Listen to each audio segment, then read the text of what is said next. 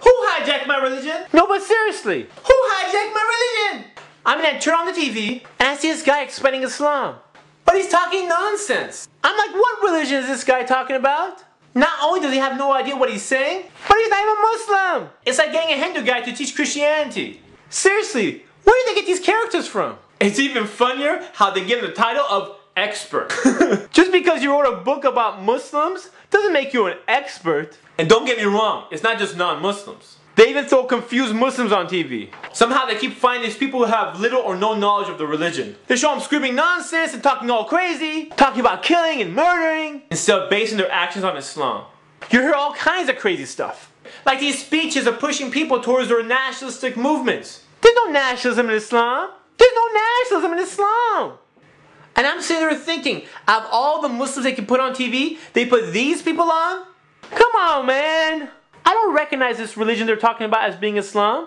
It's like they're practicing a totally different religion. Somehow they keep giving the limelight to these extremists. Coincidence? I don't think so. This is how they build public opinion on a group of people. So people end up hating Muslims. But their hatred is based on ignorance. People aren't born racist. Prejudice is something that is learned. They don't necessarily come out and say Muslims are terrorists, but they'll do everything else so you come up with that opinion.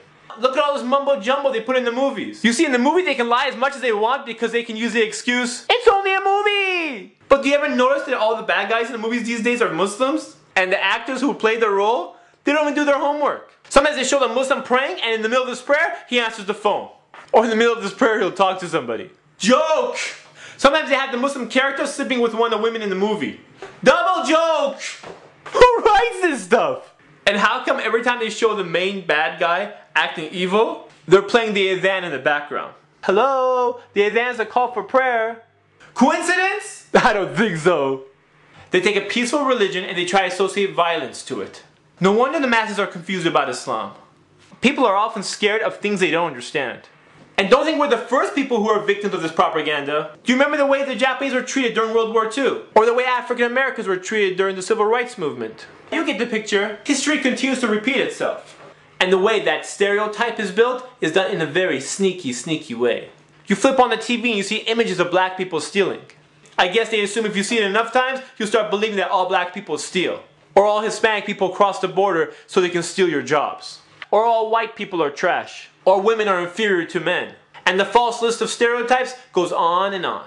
These tactics are nothing new. It's the same tricks over and over again. But this time, they're building the stereotype of the Muslims. They're trying to associate the word Muslim with the word terrorist. But the word Muslim terrorist is an oxymoron. You know that's when you put two words next to each other that have opposite meanings? It's like saying definite, maybe. Or that's a loud silence. Same difference. Exact estimate. You get the picture. The word Muslim terrorist doesn't even make sense. The word Muslim means one who submits to God. The word terrorist means one who spreads terror.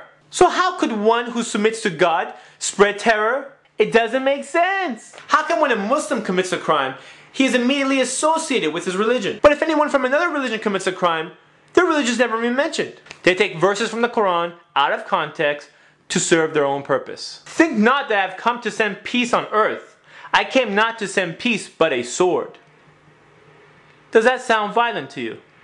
Does that sound something that you can take out of context? We don't know the sentence before that or the sentence after it. Oh, that's not from the Quran. That's actually from the Bible. Matthew 10:34. You see, you can pull that trick with any religion. Do you know what I'm saying? I live in a country where the majority of the people are Christian. But you won't hear the term Christian terrorist if a Christian commits a crime. This is because it's common knowledge that Christianity does not teach terrorism. But since the average person lacks the knowledge of other religions, they are easily fooled to believe what is told to them. They're the ones who base their opinion based on what they see on TV. And if you repeat a lie enough times, people take it as truth. Just imagine if the TV was your teacher. You probably think Islam is a religion of fanatics. That Muslims have no connection with reason or rationality. But in reality, that's the exact opposite. When you study Islam, you see that it encourages thought. It advises man to think and reflect. It promotes peace and tranquility. But there are people who are out there who do action that Islam forbids in the name of Islam, abusing this beautiful religion to promote their own agenda. And the media loves these type of people. So anytime they find any of these bad apples, which is usually people who don't understand Islam, They wait till they get all emotional and then throw them on TV. Ratings, baby! Ratings! They don't care about the truth. The only thing they care about is the numbers. They just want to boost their ratings, increase their audience, so they can raise the price of their commercials and make the money. If we Muslims only practice Islam the way it's supposed to be practiced, these people wouldn't have any footage to play with. You see, you can't judge an entire religion based on the actions of a few. I don't judge Christianity based on the Christian fundamentalists who blow up abortion clinics. By the way, what kind of pro-life message are you sending by blowing up innocent people? Let's clear up all the confusion and make it really simple. A religion should not be judged by its misguided followers. A religion should be judged by its teachings. Here's a thought. How about putting a practicing Muslim on TV who knows what he's talking about? Have him explain Islam to the masses. If you're really interested in seeing what Islam teaches, go to your local Islamic center. What you hear might surprise you. It's very different than what you see on TV or read in the newspaper. Yeah, a bunch of people are trying to hijack my religion, and I want it back. Remember, so many of the early enemies of Islam ended up becoming Muslim when they saw Islam practiced correctly. Do you know what I'm saying? At the end of the day, it doesn't make a difference what the media shows or what the newspapers say. But a lot of people judge action, not words. And if you're a good Muslim, inshallah, people want to be like you. So it's up to us to be good examples, inshallah. And the only way we can do that is to practice Islam properly. Do you know what I'm saying? This is Ali reminding you just in case you forgot. This is Ali reminding you just in case you forgot. We have to show Islam by example.